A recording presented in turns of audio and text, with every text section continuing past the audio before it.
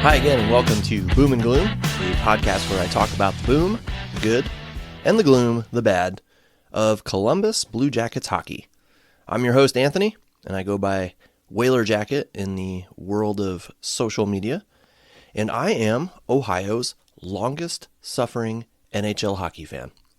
And if you're tuning in for the first time, here's why.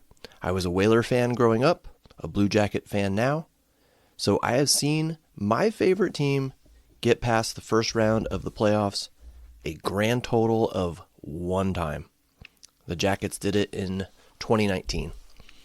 I'm 48 years old, a diehard hockey fan, and I love my favorite team. So yeah, I don't think any hockey fan in the state of Ohio can say they have suffered longer than me. But things are looking up, aren't they? Since my last episode, the Jackets are still hovering around the 500 mark, and there have only been a handful of games that I would say were not enjoyable to watch. They have been an entertaining team, to say the least.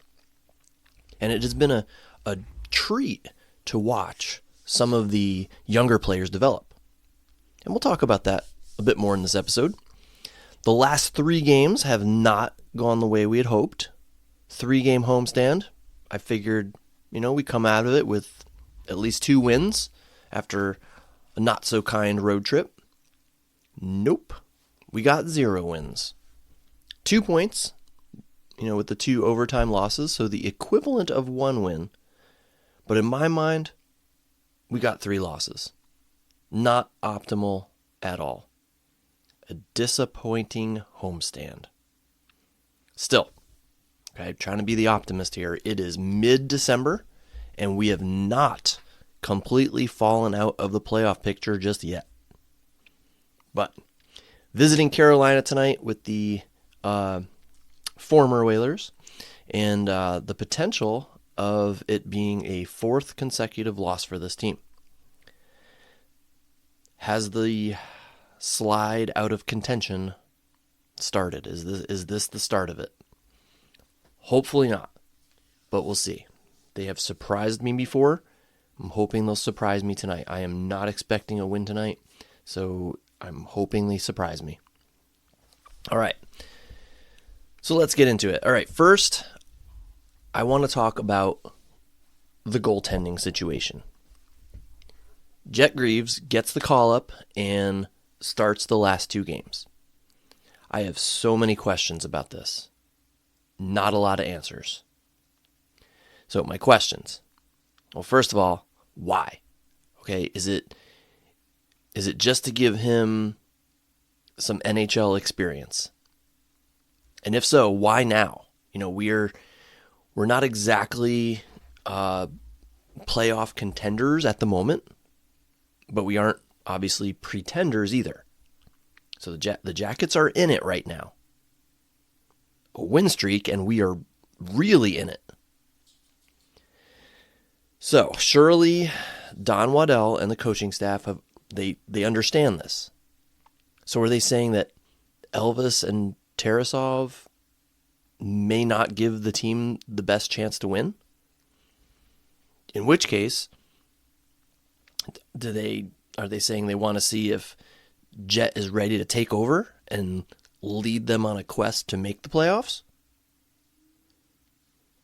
And if so, what are they going to do with one or both of those other goaltenders? Are they going to send down Tarasov, exposing him to waivers, and allow some other team to just swoop in and take him for free? And would anyone do that? Would anyone actually claim him if they did? Would any team be interested in him?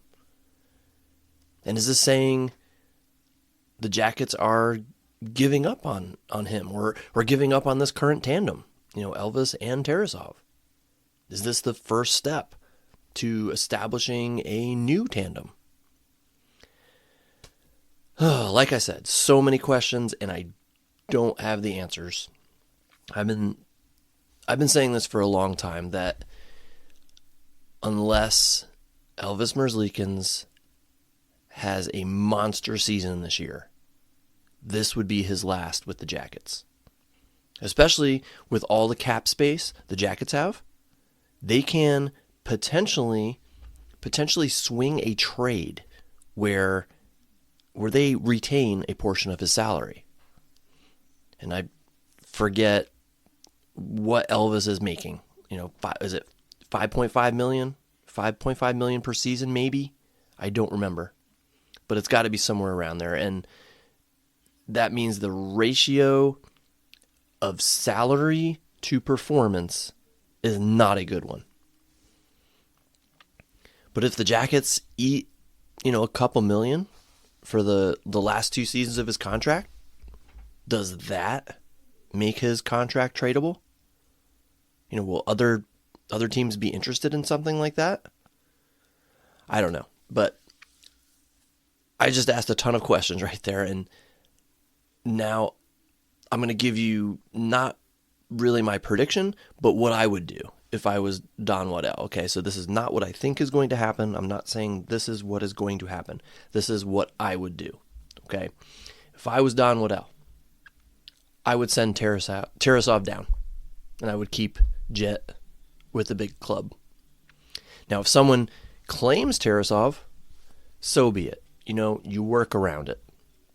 You make another move to acquire a stopgap option for the Cleveland Monsters, okay? And you cut your losses, okay? You cut your losses with Tarasov. And I know that means that they would be kind of giving up on him, but from what I have seen, he has not developed the way the Jackets had hoped he would. So maybe other teams see that too and wouldn't touch him. And maybe he makes it to Cleveland, and maybe he one day does develop into that goaltender that the Jackets hoped he would be. But if not, if he is no longer part of the team's long-term plans, then they can seek a trade, or maybe he'd want to return to his home country. Who knows? And as for Jet Greaves, you now have the opportunity, or he now has the opportunity, to start big games with the big club. And if he's ready for the job, well, then he has a chance to lead them to the playoffs. If not, or if the team is not ready to go on a playoff run, well, then he still gains valuable experience, by playing this season. So I've been saying this for a while now. I didn't expect the Jackets to make the playoffs this season. This was a development year, okay? Now, I completely get that they have played well enough for us fans to start getting hope. Like, oh, well, maybe they will make the playoffs this year. But I think we have to be realistic. So if that is true, if the Jackets do not make the playoffs this season, we consider it a development year. Now, next season, that's when I expected them to start challenging for a playoff spot. So with that in mind, Jet Greaves would get to use this season as a growing, learning opportunity, a growing, learning year. Then, next season, with a year under his belt at the NHL level, then he gets the opportunity to lead an upstart playoff-bound team. To me, that makes a lot of sense. If you expect to go on a playoff run next season, wouldn't you like the fact that your number one goaltender has had a season of NHL experience under his belt? I think that's a logical plan. And if you happen to catch lightning in a bottle this season, so be it. Awesome. Fantastic.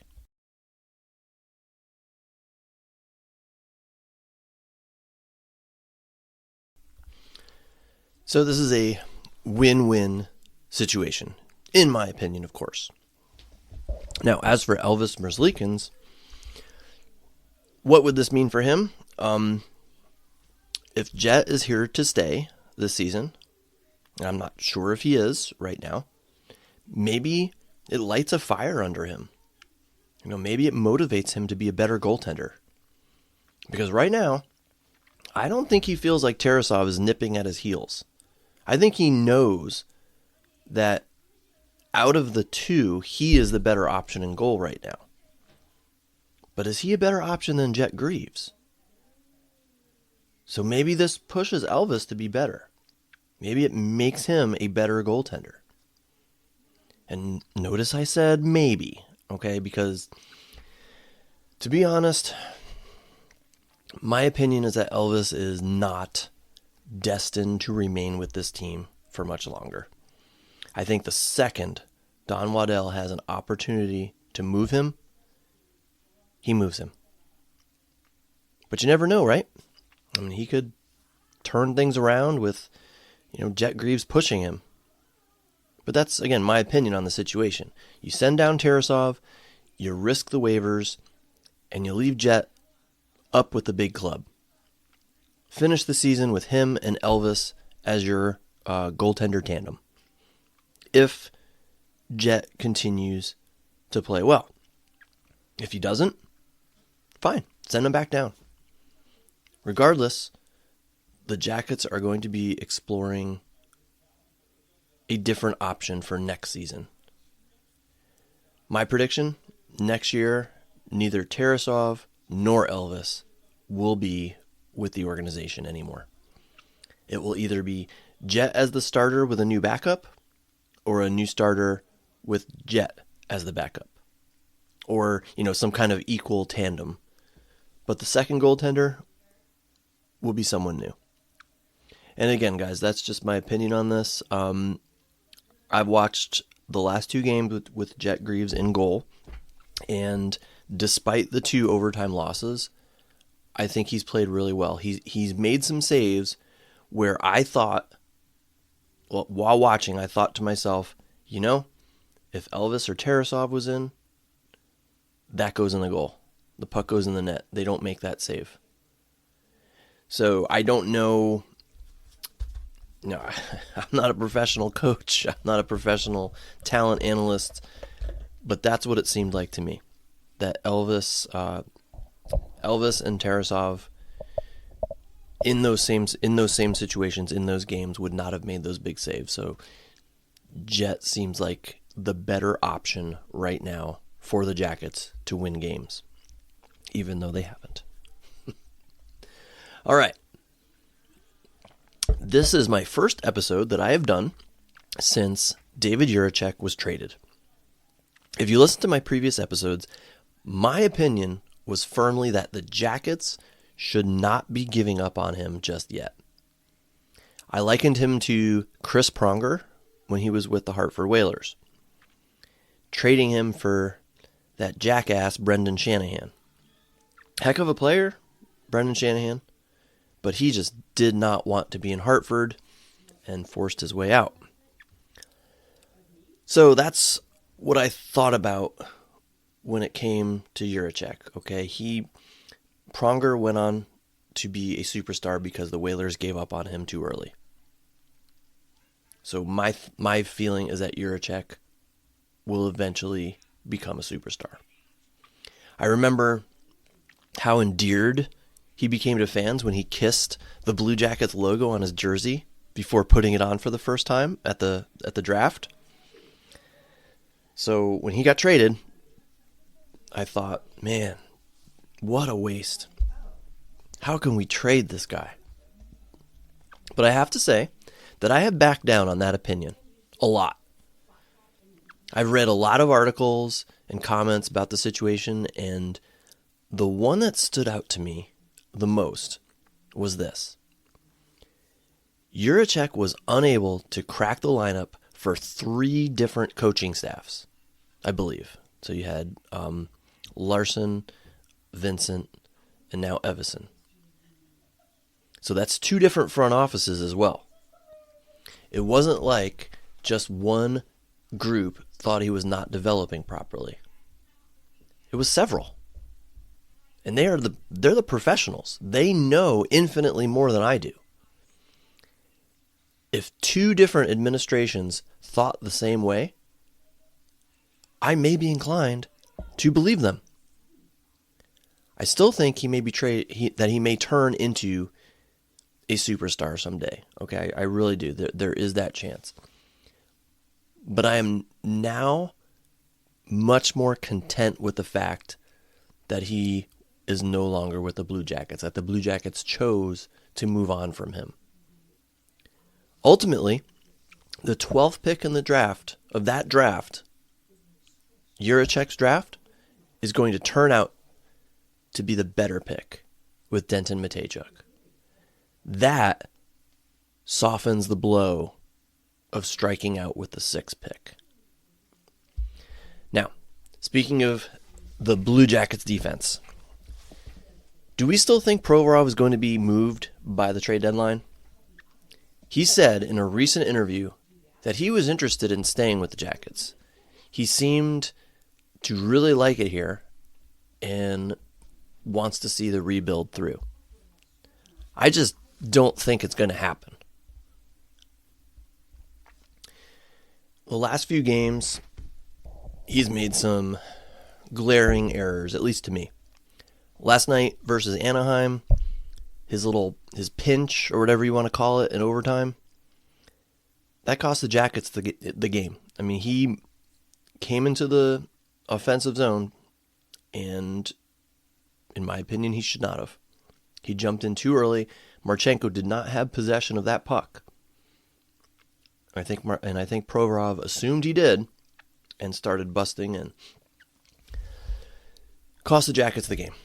Now, in my mind, he doesn't make as many mistakes as Damon Severson, but he makes plenty. Don't get me wrong, there are plenty of positives to his game as well. Enough that I believe he would be coveted by other teams. Therefore, I think Don Waddell wants the draft assets that Provorov would bring in a trade. I see him thinking the defense next year, okay? The defense for the Jackets next year looking like this. Werenski, Severson, Matejchuk, Christensen, Goodbranson, possibly Fabro, and a free agent acquisition. Jordan Harris has not wowed me, but he's been decent.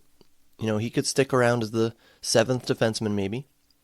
And I'm not sure what the Fabro situation is. I'm not sure if he sticks around with the team. But they seem to really like him, you know, using him on the top pair with Zach Werenski. So we'll see what happens. We'll see what happens as the trade deadline approaches, and we'll see what goes on with Provorov. But let's talk about Zach for a minute. Holy cow. He has really become a superstar this season. Hasn't he? I mean, he's always been a high-caliber defenseman. But this season, I think he has really put himself in the elite category. Excuse me. The true upper echelon of defensemen in the league. As of last night, I don't know if it's changed. I haven't checked the stats, but as of last night, he was leading the NHL in goals by a defenseman and leading the Blue Jackets in points and leading in general, like as a team leader with Boone Jenner still out. He is, in my opinion, making a legitimate case for Norris Trophy contender right now. And I'm not saying he's going to win, all right? And I'm not saying he would win if the award was given tomorrow. But I think he would at least have to be in the discussion. So I'm happy for him, and I hope he continues to stay healthy. If I'm not mistaken, he has 2 surgically repaired shoulders. Or maybe one that has been repaired twice. I'm not sure. I can't remember. I had a friend ask me an interesting question the other day. When Boone comes back, who comes out of the lineup? I saw footage the other day of Boone skating in full gear. He is a tough player, and I knew that he would not miss the entire season. I think talks of him coming back prior to the outdoor game, March 1st, I think that was very reasonable. And I still think that that's going to happen. So he's coming back. When he does, someone substantial is going to have to come out of the lineup. So who's that going to be? For a while, we had James Van Riemsdyk and Kevin Labanc. They seem to be rotating in and out of the lineup. But lately, they have seemed to establish they've established themselves more as like mainstays, like JVR put on the top line. So maybe I'm wrong, but players who have been playing top line minutes, they usually don't get pulled out of the lineup. So I'm not sure here. So let's look at the 14 forwards who, if healthy, would be able to qualify for the lineup when Boone Jenner returns. So I have these 14 names. Boone Jenner, Sean Monahan, Kent Johnson, James Van Riemsdyk, Adam Fantilli, Cole Sillinger, Yegor Chinakhov, Dmitry Voronkov, Kirill Marchenko, Kevin Labanc, Matthew Olivier, Justin Danforth, Sean Corrali, and Zach Aston Reese. So that's 14 names right there. And they're all pretty solid players and all who have, I don't know, dare I say, earned a right to be in the lineup. So who comes out? Of those 14, 2 would have to be removed from the lineup. I'm going to answer this 2 ways. And what I'm about to say may ruffle some feathers. If Boone Jenner came back today and we had to take someone out of the lineup, I would pick Adam Fantilli. And before you yell at me, let me explain. I wouldn't want him out for more than a game or 2. But I don't think it would hurt for him to sit in the press box for a game or 2. Fantilli, to me, lately, has looked fairly average. He has just seemed like an average NHL player. He's pretty prone to making errant passes and coughing up the puck, making a move that perhaps he shouldn't have. He hasn't figured it out yet. But I am 100% confident he will. He will figure it out. I just think it's going to be very Kent Johnson-esque, where he'll suddenly pop. But right now, as we speak, he's just an average NHL player. If Evason had to pull someone out of the lineup today, I would say he might consider Fantilli. Like I said, just for a game or 2. It would not be an extended absence from the lineup. I would want him back to continue getting minutes and experience. But that's if Boone came back today. And then after that game or 2, Fantilli would have to be reinserted into the lineup and somebody else would have to come out. But let me answer this another way. Let's say Boone comes back March 1st. Then who comes out of the lineup? At that point, my picks would probably be Labanc and, hear me out, Sean Corrali.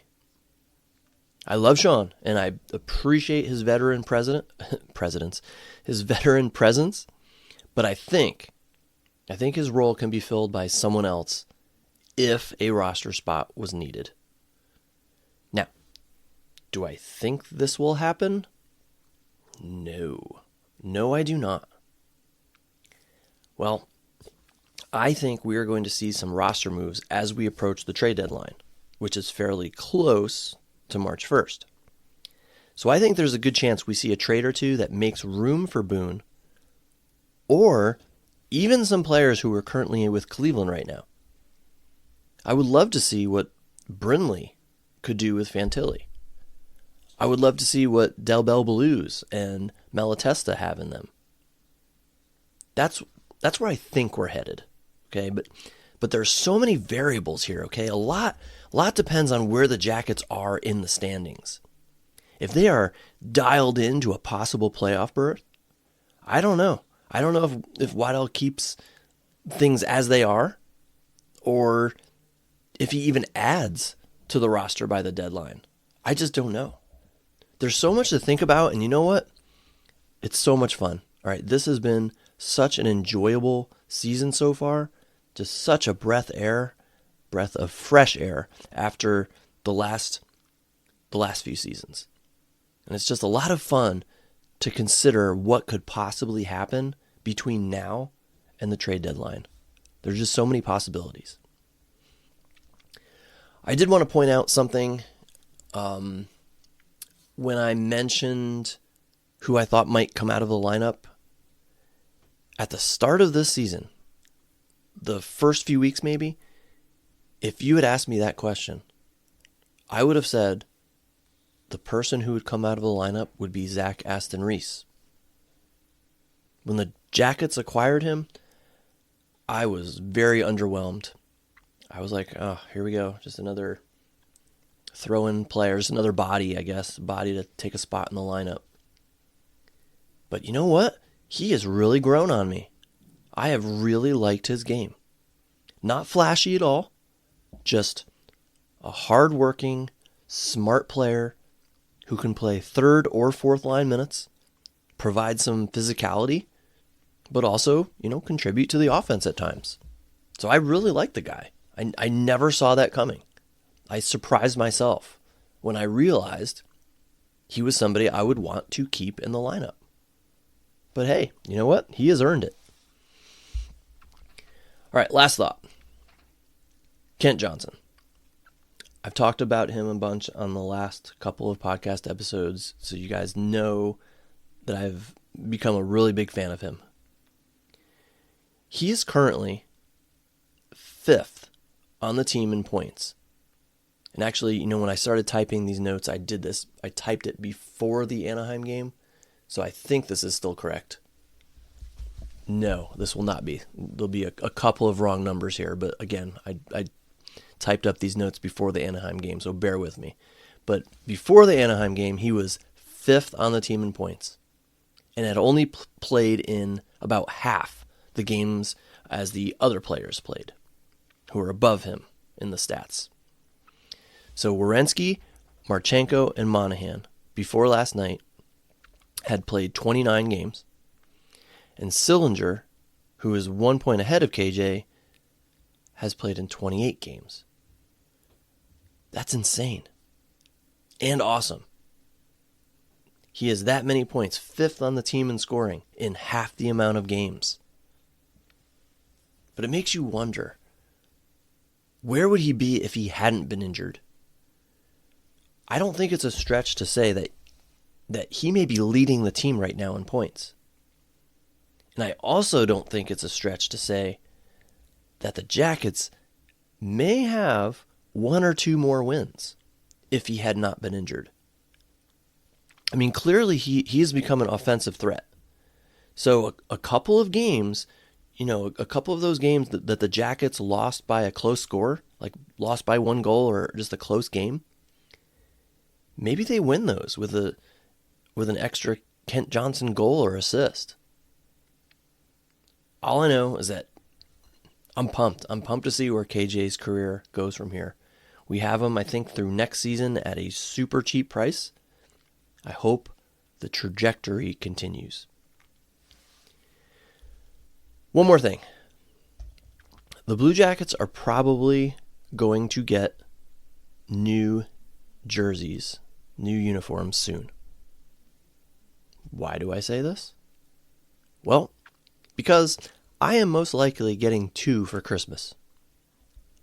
I'm assuming, I don't know for sure, but I'm assuming I'm getting a home one and an alternate one. And it would just be my luck for me to finally bite the bullet and get jerseys, and then for the Jackets to change them. I currently only have 2 Blue Jackets jerseys. I have an original logo jersey, and then I have the first ever alternate logo jersey. You know, the one with the black shoulders and the black arms. You know, the one where that's the one where they first switched to the current logo. The first jersey to feature our current logo. Those are the only 2 Jackets jerseys I have. So I'm finally getting new ones. So just you watch. Just you watch. Another season or 2, and you'll see new jerseys. And it'll all be because of me. Just the way my luck works. And still no word, by the way, on the Winter Classic jerseys. No, eagerly awaiting them. Hoping that that jersey is not a letdown. You know, such a big game. The designers have to get this right for marketing. They have to get it right. They should want everyone to want to purchase that jersey. So hopefully they will announce something soon, or we'll get at least treated to a leak. We'll see. That would give us a little bit to chew on until the actual release. Okay, that's all for now. Gonna watch the Carolina game tonight. Like I said earlier, expecting a loss, hoping to be surprised. But Jackets have surprised before. Took down the Jets recently, and that was a surprise. So they have surprises in them. Let's hope one comes out tonight. Thanks for tuning in. If you'd like to connect with me, as always, you can find me on Blue Sky or Instagram as Whaler Jacket. Would love to hear from you. Comments, questions, suggestions, requests to come on the show and be a guest, all that good stuff. Here, happy to help. Just remember, not an expert at all. I'm just another fan, and I just like to talk hockey. And where I currently sit in Southwest Ohio, not a lot of hockey talk out here. So I use this podcast as my way to talk. So feel free to come on sometime and talk with me. Until then, take care, everyone. Go Jackets.